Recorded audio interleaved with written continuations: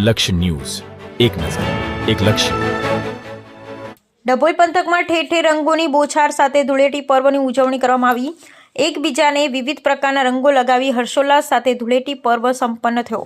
ત્યારે બીજી તરફ નગરના આદિવાસી વિસ્તારના નર્મદા વસાહતમાં ઘેર ઉઘરાવવા હેતુ આદિવાસી સમાજ લોકો નૃત્ય અને વેશભૂષા સાથે ઢોલના તાલે નાચતા ઝૂમતા જોવા મળ્યા હતા. હોળી અને ધૂળેટી પર્વ એકબીજાના પરસ્પર સંબંધોને ઉજાગર કરવા અને પ્રેમ ભાવ તેમજ એકતાનું પ્રતીક માનવામાં આવે છે. ત્યારે આ તહેવારની ડભોઈ પંથકમાં હર્ષોલ્લાસ સાથે ઉજવણી કરવામાં આવી.